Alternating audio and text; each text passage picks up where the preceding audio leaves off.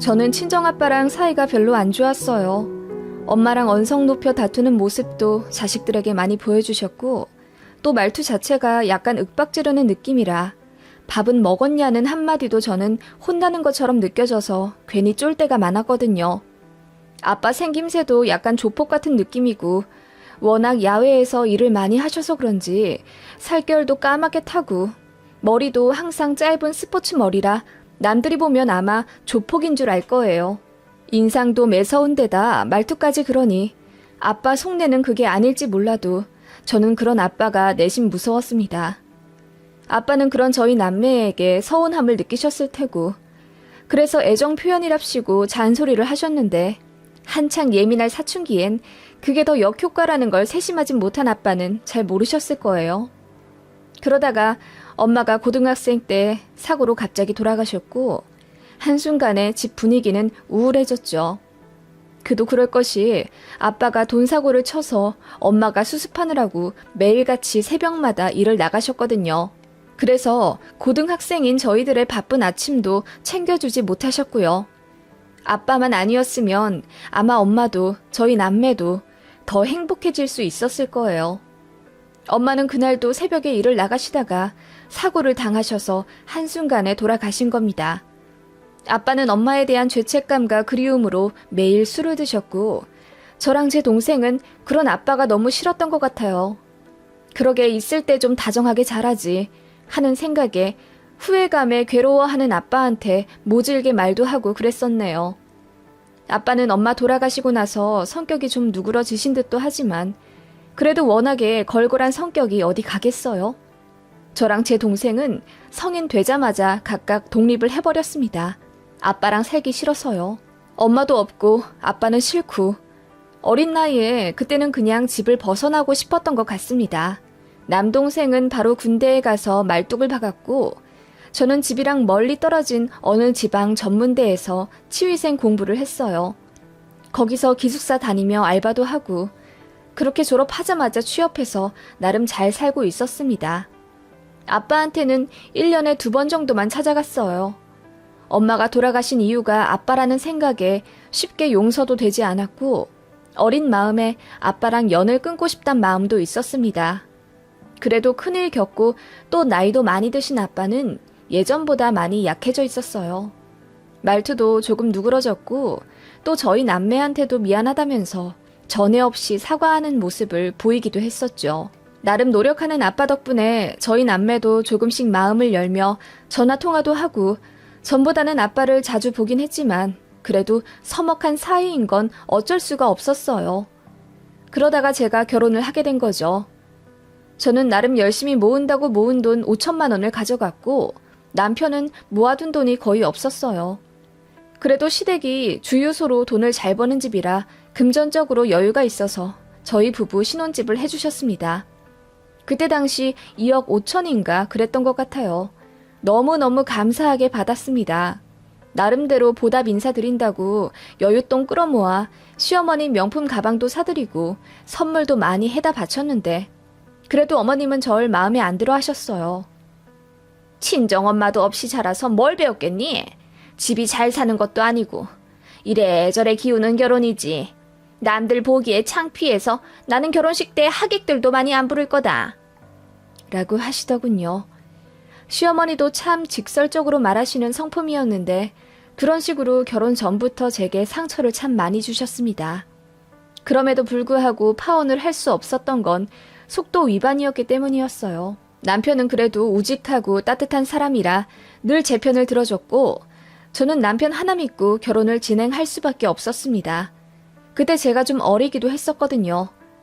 어머님은 그렇게 툭하면 저를 구박하시며 뭘 해도 마음에 안 드는 며느리라고 눈을 흘기셨고, 특히 돈 문제로 저를 너무나도 많이 서럽게 하셨습니다. 남편은 부모님 사업을 도우며 한 달에 600만 원 정도 가져오고 있었고, 저는 치과 다니며 250만 원 정도 월급을 받고 있었습니다. 어머님은 제가 남편의 반도 못 번다면서 무조건 애 낳기 직전까지 일하라고 윽박 지르셨어요. 진짜 너무 서러웠지만 어디다 말할 데도 없더라고요. 친정엄마는 하늘에 계시지. 아빠랑은 이런 일로 고민 털어놓으며 울만한 사이도 안 되었고요. 남동생은 군대 일로 바쁘고 친구들한테도 말하기가 내 얼굴에 침 뱉기 같더군요. 시댁이랑은 게다가 차로 10분 거리입니다. 그냥 같은 지역에 살고 있으니 반합가나 다름이 없었어요. 어머님은 병원에서 일하고 있는 저한테도 툭하면 전화해서 잠깐 외출해서 은행 좀 갈 수 없냐, 어디다 돈 좀 보내라는 둥 자잘한 심부름을 하시질 않나, 퇴근하고 나면 신혼집으로 가지 말고 시댁으로 가서 밥 좀 해놓으라고 일을 시키셨어요. 물론 남편이 다 막아주긴 했지만 그런 점이 어머님 마음에 더 들지 않았겠죠. 그래서 제가 모자 사이를 갈라놓는 불여우라고 생각하셨는지 안 보이는 데서 더 음흉하게 괴롭히셨어요. 같이 식사하는 자리에서 남편이 잠깐 자리를 비우면 갑자기 제 소지품 검사를 좀 해야겠다면서 가방을 막 뒤져요. 그러면서 립스틱이 왜 저번 거랑 다르냐? 너 집에 몇 개나 있어? 너 된장년이? 게다가 임신도 한 애가 뱃속에 아이는 생각 안 하고 이런 화학물질을 막 바르는 거야? 네 친정엄마가 있었다면 이런 거 안 된다고 진작 알려주셨을 텐데 네가 몰라도 너무 모르는구나. 모르면 인터넷에서 좀 검색해서 알아보든 해. 라고 하시더군요. 그때가 저는 임신 8개월쯤이었고 어머님이랑도 반년 정도 매일같이 뵈니 저도 이골이 났어요. 그래서 나름 소심하게 반항하기도 하고 할 말도 어느 정도 하기 시작했죠. 어머님, 임신했을 때 이 정도 립스틱은 태아한테 아무런 영향이 없대요. 스트레스가 제일 위험한 거라던데. 라고 하며 제가 어머님을 물끄러미 쳐다보면 어머님 얼굴이 새빨개지셨죠. 그렇게 저도 사람인지라 불쾌한 감정을 계속 갖기가 어려웠어요. 그래서 나름 반격을 해갔고 그런 시간들은 어머님이 저를 더욱 미워할 수밖에 없도록 만들었어요. 처음부터 마음에 안 들던 며느리. 그래도 뱃속에 아들 손자가 있다고 하니 신혼집도 해줬지만 이리 봐도 저리 봐도 마음에 안 차셨겠죠. 친정 엄마도 없는 만만한 집 딸인데 제가 그저 네네 죄송합니다 모두로 어머님의 감정 쓰레기통으로 살길 바라셨나 봐요. 그리고 제가 시댁의 재정적인 면을 노리고 남편에게 일부러 접근했다는 편견을 갖고 계세요. 제 입으로 제가 말하긴 쑥스럽지만 저는 대학 행사에서 메이퀸으로 뽑힐 정도로 나름 외모가 나쁘지 않고 학생 때야 돈도 없고 요령도 없어 너저분하게 다녔지만 돈 벌기 시작하면서 옷도 단정하게 잘 입고 그 나이대 정도로 꾸미고 다녔어요. 그래서 가끔 서울 가면 명함도 두어 번 받은 적이 있고요. 남편도 솔직히 제 겉모습에 반해 먼저 저한테 번호를 물어본 거였어요.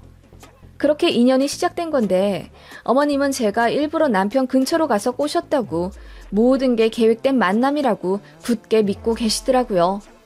남편은 집안 사업을 같이 하는 거라서 솔직히 계속 시댁 근처에 살아야만 했고 저는 이런 시어머니에게 매 순간마다 스트레스를 받으면 결국 견디지 못할 거라는 판단을 했었어요.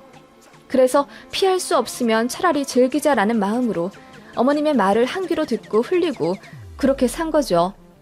게다가 저는 나름 아빠한테 면역이 된 사람이라서 시어머니의 윽박지르는 목소리가 크게 타격이 되진 않았던 것 같아요. 깡이 생겼다고 해야 하나? 아무튼 그렇게 임신 막달까지 어머님 말씀대로 직장 꿋꿋하게 다녔습니다. 약간 오기였던 것 같아요.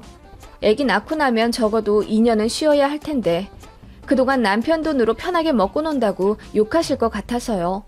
그래서 책 잡히지 않으려고 그냥 할 수 있는 만큼 일하다가 아이를 낳게 되었습니다. 어머님이 산후조리는 어떻게 할 거냐고 물어보시더라고요. 그래서 남편이랑 상의해서 3주로 계약했다고 하니 혀를 끌끌 차시며 남들은 친정엄마한테 가서 100일까지 받고 오던데 너는 그런 것도 없고 딱하다 참. 네가 딱하다는 게 아니라 우리 아들이 딱하다는 거야. 100일 편하게 친정 가서 있다 오면 좀 좋아? 라고 하시더군요. 예전 같았으면 친정엄마 안 계신 거 모르고 결혼시키셨냐고 나름 한마디 했을 텐데 애기 낳기 직전 만삭이라 호르몬 때문에 그런가? 그런 시어머니의 말 한마디 한마디가 전부 제 가슴에 비수로 꽂히는 느낌이 들더군요. 어머님은 그렇게 말씀은 차갑게 하셔도 며느리라고 산후조리비를 대신 내주겠다 하시더군요. 제가 3주 계약했다니까 2주만 하라고 하시는 걸 남편이 초산인데 당연히 3주 꽉 채워 쉬어야 한다며 길길이 날뛰는 바람에 3주 조리비 그대로 내주셨습니다. 아니, 사실 조리비는 저희가 이미 냈기 때문에 어머님이 안 주셔도 되는데 굳이 주겠다 하시더군요. 그러면서 남들한테 자랑하래요. 시어머니가 산후조리원비 다 내줬다면서요. 사람들 앞에서도 만날 때마다 그 소리 하시더군요. 내가 우리 며느리 산후조리원비 3주치 다 내줬어. 이런 시어머니 또 있나? 친정엄마가 없으니까 내가 챙겨줘야지. 솔직히 안 챙겨주셔도 되니까 막말만 하지 않기를 바랐습니다. 그렇게 저는 떡두꺼비 같은 아들을 자연분만해서 낳았습니다. 시어머니는 처음에는 제가 속도 위반했다고 남사스럽다면서 제 뱃속의 아기한테 별 관심도 없더니 막상 태어난 아기가 너무 예쁘고 게다가 손자라고 하니 더 애정이 가셨나 봐요. 태어나자마자 신생아실에서 목 빼고 기다리셨다고 하더군요. 그러면서 신생아 면회 시간 매일같이 꽉 채워보시고는 그것도 아쉬워서 간호사한테 조금 더 보여달라고 조르고 그러시더라고요. 너무 이쁘다 우리 손자. 보니까 나를 닮았네. 저 눈 땡그란 것 좀 봐. 피부도 뽀얗고. 내가 하얀 편이잖아. 보니까 우리 손자가 나를 똑 닮았네. 그렇게 첫 손자 뽕에 차서 정신을 못 차리시더군요. 참고로 저도 하얗고 눈이 큽니다. 게다가 제 아들이요. 그때나 지금이나 저랑 판박이에요. 보는 사람마다 다 제 남자 버전이라고 놀릴 정도인데 어머님 하나도 안 닮았거든요. 저희 친정아빠는 저 진통 올 때부터 사위한테 10분에 한 번씩 전화해서 걱정하시더니 결국 한달음에 병원에 오셨어요. 제가 아이 낳고 나면 그때 오셔도 늦지 않는다고 했거든요. 솔직히 아빠처럼 무뚝뚝한 분이 딸이 아이 낳는다고 발을 동동 구르진 않을 거라고 생각했어요. 기대도 안 했거든요. 그런데 제가 진통하는 내내 아빠는 제 남편보다 더 힘들어 하셨습니다.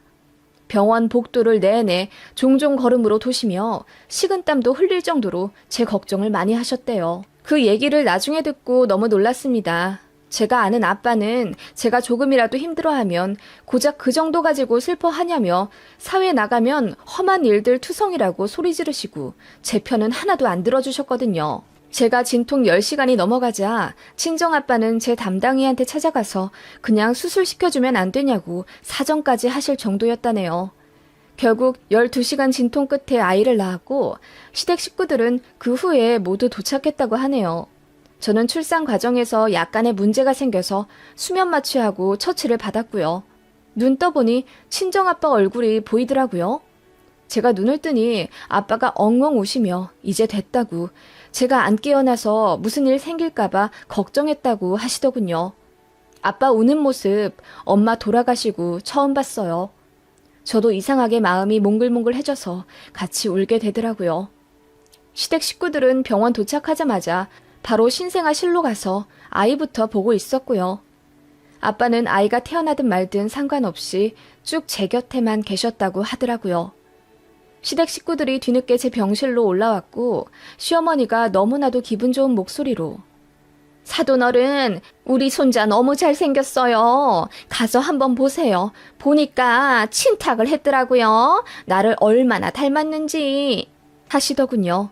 친정아빠는 희미하게 웃었지만 내심 복잡 미묘한 표정이셨고요. 그런 표정으로 저 구석에 서서 조용하고 애틋하게 절 바라보셨습니다. 시어머니는 그렇게 제 걱정은 조금도 하지 않으시고 내내 손자 얘기만 하셨습니다. 듣다 못한 남편이 이제 그만 가시라고 할 정도였고 아빠는 기분이 좀 안 좋아 보이셨어요. 그러더니 제 남편 불러서 한 소리 하셨나 봐요. 시어머니가 어떻게 아이 낳은 며느리 걱정은 조금도 안 하고 손자 얘기만 줄줄이 하고 있냐고요. 서로 체면이 있어서 아무 말 안 했지만 사돈으로서 너무 서운하다고 했고 남편은 죄송하다고 사과했다더군요. 그렇게 아빠는 그냥 댁으로 돌아가신 줄 알았는데 가시면서 1,000만 원 입금해 주시더라고요. 아빠한테 그런 거금 받아본 적이 없고 또 그래서 결혼할 때도 아빠한테 조금도 손 벌리지 않았었는데 이래저래 많이 놀랐던 출산이었습니다. 아이 낳고 자궁경부 문제 때문에 제가 많이 고생했어요. 후처치가 잘못되어서 자칫하면 나중에 부작용으로 몇 년에 한 번씩 수술을 해야 할 수도 있다고 하더라고요. 이래저래 남들보다 더딘 회복이었고 그래서 조리원 들어가서도 제대로 쉬지도 못했습니다. 계속 병원에 있었고 아이 얼굴도 많이 못 봤어요. 저만큼 남편도 고생했고 너무 정신이 없었습니다. 그 와중에 시어머니는 손자 얼굴이 너무 보고 싶다며 애달아 하셨고 마음 같아선 내내 신생아실에 붙어 계시고 싶었지만 주유소 일 때문에 자리를 비울 수 없어 안타까워 하셨어요. 그렇게 어머님은 저랑 남편에게 돌아가면서 아이 사진 좀 많이 찍어 보내달라고 요구하셨고 나름대로 들어드리려고는 했지만 앞서 말했다시피 제가 후처치 때문에 너무 아프고 바빠서 어머님께 아이 사진을 잘 못 보내드렸어요. 첫 3일 정도는 잘 보내드렸지만 4일차부터는 제가 못 보냈습니다. 남편이 보냈을 거라고 생각했는데 남편도 제 수발 들어주느라 바빠서 시댁에 못 보냈다고 하더라고요. 그런가 보다 했어요. 뭐 이틀 정도 안 보내는 게 죽을 죄는 아니잖아요. 그런데 어머님이 전화해서는 막 화를 내시더라고요. 왜 애 사진 안 보내니? 아까 신생아실 면회도 시간 안 맞아서 못 보고 돌아왔는데. 아, 병원 오셨어요? 저는 몰랐는데. 내가 너 보러 갔겠니? 우리 손자 보러 갔지. 아무튼 너 애 수유할 때 우리 손자 볼 거 아니야. 사진 찍은 거 어딨니?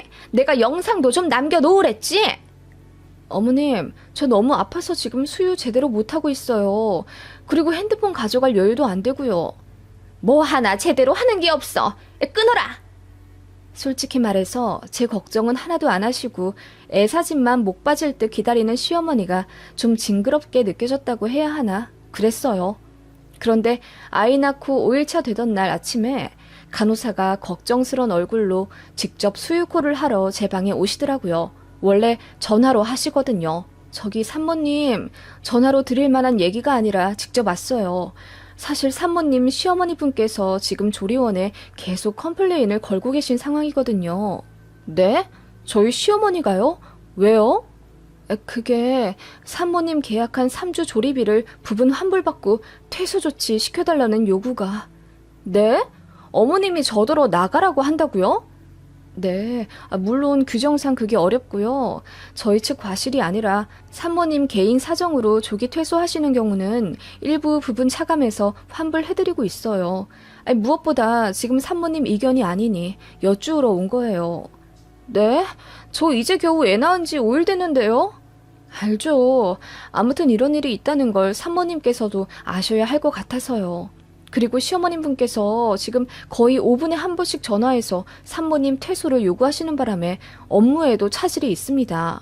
이걸 어떻게 해야 할까요? 남편분하고도 상의를 좀... 너무 충격적이더라고요.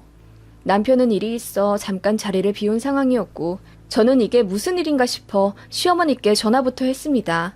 어머님, 지금 이게 무슨 일이에요? 저 조리원 퇴소시키라고 여기에 전화하셨다면서요? 그래, 내가 너 그러라고 조리원 비용 다 대준 줄 아니? 이게 어디서 시애미 말을 무시해. 너 편하게 처 자빠져 자기만 하면 다야.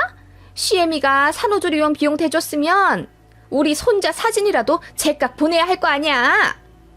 그 말에 저는 충격을 받아 말도 안 나오더군요.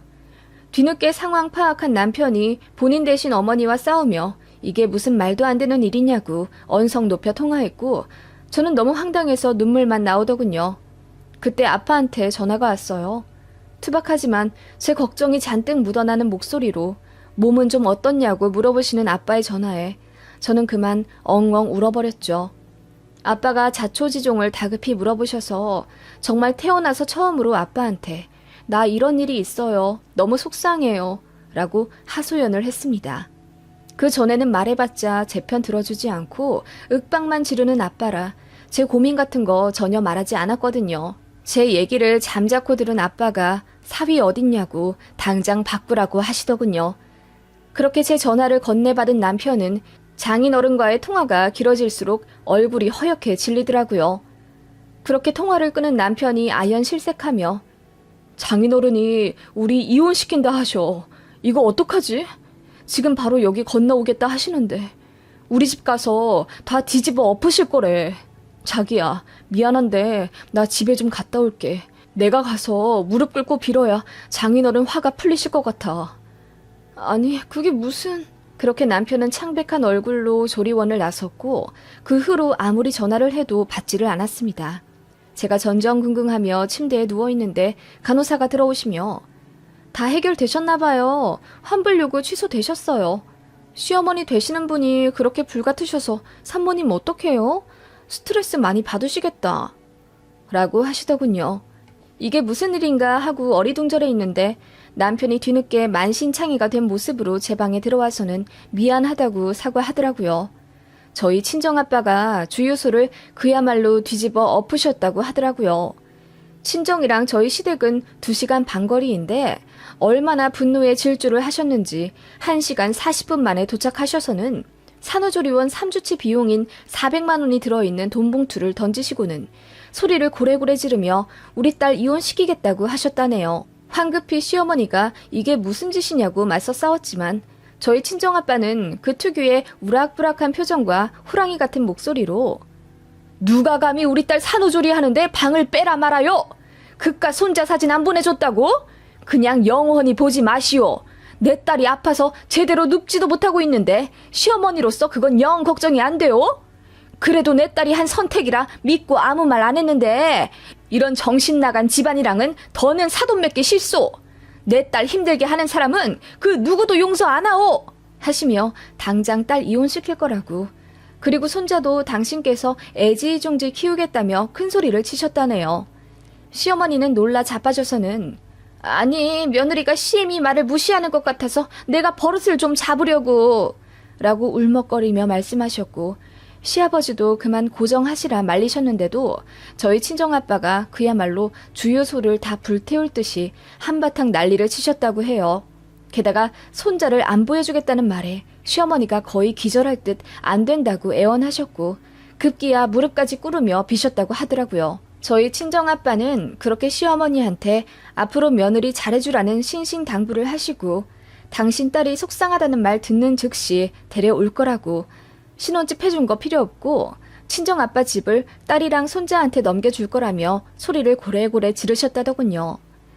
그렇게 한바탕 난리를 피운 후 아빠는 사위에게 딸 잘 부탁한다고 한마디 하시며 돌아가셨댔어요. 듣는 순간 눈물이 비오듯 쏟아지더군요. 아빠는 단 한 번도 저에게 애정 표현을 따스히 하신 적도 없고 제 편을 들어주신 적도 없으세요. 그런 아빠가 미워서 기대고 싶지도 않았고요. 사실 생각해보면 아빠가 평생 그리 살아오던 성격과 말투를 한순간에 고치기가 쉽진 않으셨겠죠. 그리고 엄마가 죽은 게 아빠 때문이라는 죄책감은 자신이 제일 괴로워하며 느낄 것 같은데 저는 그저 원망할 줄만 알았지 아빠를 위로해줄 생각은 못하고 있었던 것 같습니다. 그래서 아빠의 다른 면을 보지 못했고요. 아빠도 나름대로 손을 내밀어 저와 제 동생에게 용서를 시시때때로 비셨지만 저희는 불편하다는 이유로 외면했던 거고요. 아빠는 혼자 되신 이유로 주변에서 재혼하라는 권유도 많이 받으셨지만 저랑 제 동생한테 미안해서 아무도 안 만나고 혼자 살며 일만 하셨어요. 그게 자식에게 무뚝뚝한 아빠의 유일한 표현이었을 텐데 저는 그저 저만의 감정에 집중하느라 아빠의 다정함을 보지 못했던 것 같아요. 뒤늦게 아빠의 사랑을 깨닫고 몇십 년간 쌓아왔던 벽을 완전히 부셔버렸습니다. 시어머니는 뭐 드라마처럼 바로 저에게 사과하지 않으셨어요. 태어나서 그렇게 무서운 사람은 처음 본다며 사돈한테 너무 놀라고 상처받았다는 볼멘 소리를 하셨지만 그 이후로 저에게 그 어떤 잔소리도 하지 않으셨고 제 눈치를 보시더라고요. 제가 싫어할 만한 일은 먼저 안 하셨고요. 그래서 스트레스 받을 일이 거의 없었습니다. 아빠랑도 외손주 데리고 간다는 핑계로 친정에 자주 가게 됐어요. 처음 보는 아빠의 모습이었습니다. 호랑이 같은 무서운 모습은 어딜 간 건지 제 아이한테 아주 간드러지는 목소리로 다정하게 대해주시더라고요. 아마 자식한테는 차마 못해줬던 것들을 손자한테는 마음껏 표현해 주시려는 뜻인지 아빠는 그렇게 제가 그리도 바랬던 모습으로 변해 계셨습니다. 지금 제 아이는 초등학교에 들어갔고요. 따라서 이 일은 10년도 더 전의 일입니다. 남편은 시댁에서 독립해 따로 사업을 하고 있고 자연스레 저희도 지금 시댁이랑 멀리 떨어져 살고 있어요. 시어머니한테 스트레스 전혀 없고요. 가끔 친정아빠 모시고 여행 여기저기 다니며 아무 걱정 없이 너무나도 행복하게 잘 살고 있습니다. 그때 조리원에서 있었던 일 생각만 하면 저는 아직도 가끔 눈물이 나요. 아빠 덕분에 행복해진 것 같아 너무 감사합니다.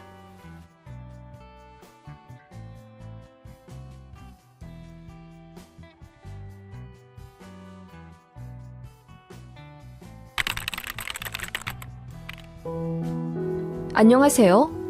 이혼을 앞두고 많은 생각이 드는 요즘입니다. 저는 딸아이 하나 키우고 있는 40대 워킹맘이고요. 서류 정리하면 다 끝날 시어머니지만 위암 2기 투병 중인 거 알고 나니 참 마음이 싱숭생숭합니다. 어떻게 보면 벌 받으신 것 아닌가 하는 생각도 들고요. 제가 왜 이런 생각을 하고 있을까요? 그럴 만한 일이 있었습니다. 제 남편이 3년 전에 고등학교 동창이랑 외도하다가 저한테 걸렸습니다. 그 동창은 저도 아는 사람이었고 그 집 딸아이가 저희 딸이랑 같은 학교인데다 또 같은 아파트 단지에 살고 있어서 아주 친하게 지내던 사람이었어요. 부부 동반으로 같이 여행도 다니고 했던 사람이라 제 배신감은 이루 말할 수가 없었어요. 게다가 남편은 소문난 애처가였죠. 회식을 하든 친구들과 만남을 갖든 집에 오기 전엔 꼭 제가 좋아하는 음식이나 하다못해 편의점에서 음료라도 사오는 사람이었습니다. 제가 은행 볶은 걸 좋아하는 걸 알고 맥주집에서 나오는 안주를 바리바리 싸서 우리 와이프가 은행을 좋아해 하며 뒷주머니에 넣어오곤 했어요. 그리고 술 먹어 벌개진 얼굴로 활짝 웃으며 티슈 안에 은행 몇 알을 저에게 보여주곤 했었죠. 그런 사람이었고 아이에게도 다정한 아빠라 저는 정말 결혼 생활이 너무 행복했습니다. 시부모님도 좋으신 분이었어요. 저희 친정 부모님이 하시던 일 은퇴하시고 귀농하고 계시는데 바쁜 수학철에 꼭 찾아가 일손도 도와주시고 그러셨거든요. 말씀으로는 사돈께서 시골에 사시니 우리는 행운이지. 일 도와드리는 건 핑계고 우리도 좋은 공기 마시면서 시골도 즐겨보고 그러는 거야. 라고 하셨죠. 비록 제사나 명절 때 며느리가 회사 다니느라 힘든 것도 이해 안 해주시고 가차없이 일 시키시는 것 때문에 시자는 시자다 라는 생각이 있긴 했지만 전반적으로 보면 무난한 시부모님 축에 속하긴 할 거예요. 여기 사연 나오는 괴팍한 시어머니들처럼 대놓고 저를 괴롭히거나 며느리 시집살이 하는 분은 아니었으니까요. 남편이랑도 아무리 인고 부부라도 서로 가치관이 다른 사람이기에 가끔 다투긴 했어도 그래도 보통의 부부들처럼 바로 화해하고 또 그렇게 살아가던 저는 평범한 아내이자 엄마였습니다. 저의 우주가 한순간에 뒤엎어진 건 바로 3년 전 그날이었습니다. 남편이 회사 사람들과 회식을 하고 대리를 불러 집에 온다고 했는데 생각보다 늦어져 제가 먼저 자겠다고 남편에게 문자를 보냈어요. 남편은 알겠다고 먼저 자라고 했고요. 그런데 마침 친구한테 전화가 오는 바람에 통화를 하다 보니 잠이 깨버렸어요. 그래서 그냥 남편 오는 것까지 보고 자자 싶어 거실에서 기다렸죠. 저희 아파트는 등록된 세대 차량이 지하 주차장으로 입차하면 월패드에 뜹니다. 그날도 남편 차량이 주차장에 들어왔다는 알림을 받고 길어야 5분 안엔 도착하겠구나 하고 기다리고 있었어요. 그런데 5분이 넘고 10분이 넘어도 남편이 안 오더라고요. 가끔 차 안에 있는 쓰레기들을 분리수거장에서 정리하고 올 때가 있어서 오늘도 그런가 보다 하고 내려갔습니다. 도와주려고요. 그런데 분리수거장에도 안 보이더군요. 어디 갔나 해서 주차장에 들어가 남편 차를 찾았어요.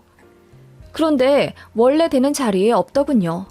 저희는 세대마다 지정 주차거든요. 그런 일은 처음이었고 제가 아무리 남편을 의심 안 하고 산다고 해도 그날은 뭔가 뒷목이 쭈뼛해지는 이상한 느낌이 드는 날이었습니다. 그래서 남편 차를 저절로 끈질기게 찾게 되더라고요. 결국 아파트 제일 지하층의 어느 구석에서 남편의 차를 발견했습니다.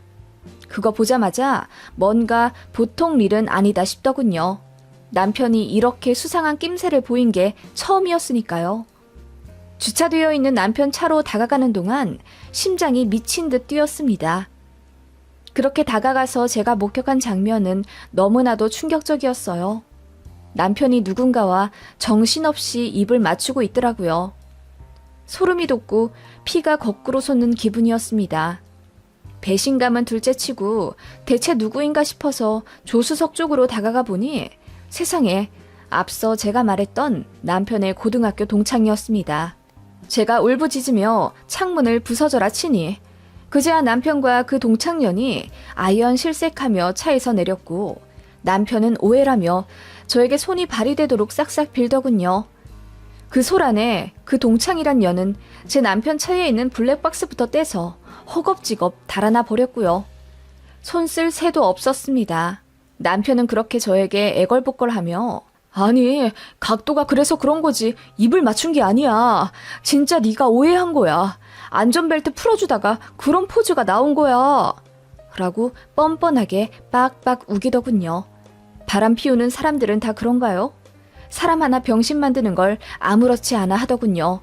그게 더 복장 터졌습니다. 차라리 미안하다고 빌기라도 하면 그렇게까지 어이없진 않겠어요. 누가 봐도 불륜이고 누가 봐도 스킨십인데 아니라고 그냥 우겨댈 뿐인 남편을 보며 내가 지금껏 살붙이고 살아온 남자가 이 남자가 맞는지 정신이 혼미해질 지경이더군요. 제가 아무리 상식적인 질문을 해도 남편은 그저 아니다로 응수했습니다. 입을 안 맞춰? 내가 다 봤는데?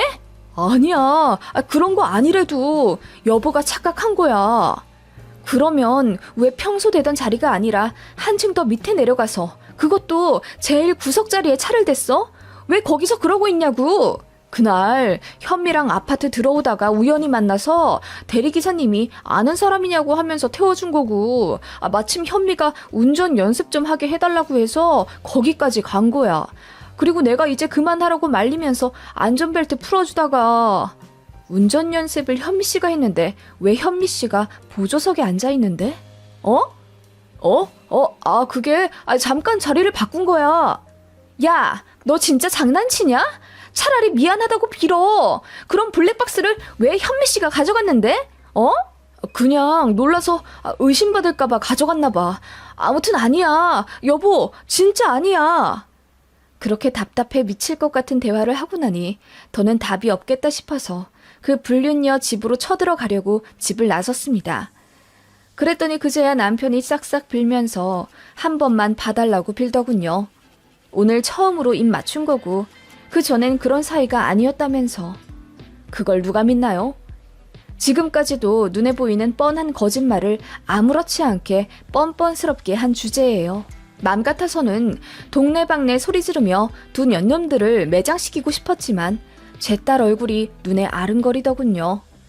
이대로 동네에 소문이 나버리면 제 딸은 물론이고 그 집 딸도 부모 잘못만 한 죄로 학교에서 이상한 소문에 휩싸이게 될 게 뻔했어요. 저라도 이성적으로 생각해야 딸이 상처받지 않을 것 같았죠. 그래서 애들 없이 조용히 부모들이랑만 사자대면 했습니다. 그 불륜녀는 저희 남편이랑 언제 의견을 정리했는지 둘이 똑같이 얘기하더군요. 그날 입 맞춘 게 처음이었고 그냥 순간적인 실수였다면서. 둘이 불륜 사실이라는 걸 절대 안 밝히더군요. 남편은 그 사이 핸드폰을 싹 초기화해서 예전 기록이 하나도 없었고 그 여자도 마찬가지였어요. 유일한 증거인 블랙박스도 그 여자가 어디 버려버렸는지 없었고요. 진짜 황당하더군요. 저는 더 이상 이대로는 살 수 없다는 생각에 남편한테 이혼하자고 했었습니다. 시댁에도 다 알렸어요. 이런 일이 있는데 잘못했다고 싹싹 빌기는커녕 사람 하나를 완전히 바보로 만들며 빡빡 우기고 있다고요. 시부모님은 처음엔 펄쩍 뛰시며 내가 아들놈을 잘못 키웠다고 우시더군요. 특히 시어머님은 그런 상처를 받게 해서 미안하구나. 같은 여자로서 내가 너무너무 가슴이 아프다. 우리 새아가 얼마나 속상할꼬 하시며 절 위로해 주시더라고요. 아버님 역시 이제 아들놈 안 보고 살 거라며 제 편을 들어주셨어요. 그런데 그냥 거기까지더라고요. 어머님은 그렇게 몇 주 제 편을 들어주며 공감해 주시는 듯 하더니 그런데 그날이 처음이라잖니. 우리 애가 정말 딱 한 번 실수한 모양이야. 네가 좀 봐주고 살면 안 되겠니? 아영이도 생각을 해야지. 라고 하시며 저더러 그냥 덮어놓고 살길 바라시더군요. 솔직히 저도 어느 정도 예상했던 시나리오였어요. 아무리 자기 자식이 나쁜 짓을 했어도 어쨌든 팔은 안으로 굽을 테고 어떤 부모가 자식이 이혼하길 바라시겠어요? 그리고 제가 아끼는 며느리래 봤자 제 자식만 하시겠냐고요. 저는 남일 뿐이죠. 아무튼 시부모님은 저를 설득하시며 이혼 안 하고 살길 바라셨고, 이혼만 안 해준다면 지금 살고 있는 집을 제 명의로 돌려주겠다, 저에게 외제차를 사주겠다 어쩐다 온갖 감언이설을 하시며 저를 말리셨습니다. 지금 살고 있는 집이 아버님 명의 아파트였거든요. 명의만 아버님 것일 뿐 다달이 월세 개념으로 돈 들이며 살고 있었습니다. 그래서 지금까지 3천만 원 정도 들였던 것 같고요. 그건 그거고 제일 중요한 건 아이 문제지 않습니까? 아이는 초등학교 고학년이고 한창 사춘기 시작이라 예민할 텐데 제 결정으로 이혼을 하게 된다면 받을 상처가 너무나도 걱정이 되는 건 사실이었습니다. 그치만 그렇게 저를 속인 남편이랑 평생을 얼굴 맞대고 살 자신이 없더라고요. 그래서 그냥 이혼하겠다고 했습니다. 저도 일을 하고 있는 사람이고 제가 딸아이 하나 책임져 키울 수 있는 능력은 있으니까요. 게다가 아들도 아니고 딸이니 나중에 크면 저를 이해해 줄 거라 믿어 의심치 않았습니다. 그래서 아무래도 안 되겠다고 그냥 이혼하겠다고 하니 시댁에서 잠깐 잠잠하더라고요. 남편도 며칠 조용히 있길래 이혼 준비해 주려나 싶어 기다리고 있는데 생각지도 못하게 어머님의 청천벽력 같은 말씀을 들었습니다. 혜미야, 사실 내가 암이란다. 그것도 말기. 이제 1년도 채 안 남았대. 불쌍한 내 생각해서 조금만 참고 살아줄 순 없겠니? 나 죽고 나면 그때 이혼하렴. 응? 내 마지막 소원이자 부탁이다. 라고 하시며 어머님이 펑펑 우시더라고요. 무슨 암이냐고 하니 대장암이시래요. 그것도 손 쓸 수도 없는 말기. 어머님, 그게 정말이세요? 왜 지금 말씀하시는 거예요? 제가 울면서 어머님께 소리치자 어머님은 그냥 타이밍이 그렇게 됐다면서 늦게 말해 미안하지만 본인 생이 얼마 남지 않았으니 살아생전 아들 이혼하는 건 보고 죽지 못하겠다고 하시더군요. 본인을 위해서 딱 1년만 참고 살아줄 수 없겠냐면서 어차피 죽을 텐데 좀만 기다렸다가 이혼하라고 하시더군요. 그 말 듣자마자 머리가 너무 복잡하더라고요. 어머님한테 그렇게까지 나쁜 감정은 없었고 또 오히려 사이 좋을 때도 많았던 고부관계여서 제 남편의 어머니인 걸 떠나서 인간적으로 연민이 느껴졌습니다. 곧 있으면 죽는다는데 어르신 소원 한번 못 들어드리면 제가 천하의 나쁜 년이 되는 것 같기도 했고요. 신우도 주에 한 번씩은 찾아와. 우리 엄마 곧 있으면 죽는데 한 번만 봐줄 순 없어? 내 동생 나쁜 짓 한 거 나도 아는데 그래도 옳게 우리 엄마랑 사이 좋았잖아. 예정을 생각해서 한 번만, 딱 1년만 봐주라. 응? 이라며 울었고 남편은 본인 어머니를 생각해서라도 정말 눈 딱 감고 1년만 참아달라 무릎 꿇고 빌더군요. 솔직히 그런 분위기에 냉정하게 이혼 서류 진행시킬 사람 몇 없을 겁니다. 마음이 저도 약해지긴 하더라고요. 그래서 어머님이 시한부 1년이시라니 딱 어머님 임종까지만 살고 그때 끝내자 싶더군요. 어차피 아이한테도 갑작스러운 이혼은 보여주고 싶지 않기도 했고요. 그래서 일단은 아무 일 없는 것처럼 다시 살게 되었습니다. 남편은 고맙다며 저에게 연신절을 했고 어머님도 내 마지막 소원을 들어줘서 정말 고맙다. 어쨌든 난 이제 갈 노인네니까 조금만 더 참아주렴. 사는 김에 마음 풀도록 노력해주면 내가 더 고맙겠고 라고 하셨죠. 그렇게 저를 배신한 남자와 저는 1년의 기약을 하며 다시 살게 되었습니다. 남편은 집안에서는 저를 거의 여왕님 모시듯 하며 저자세로 굴었고 주말에는 온전히 가족을 위해 시간을 내었습니다.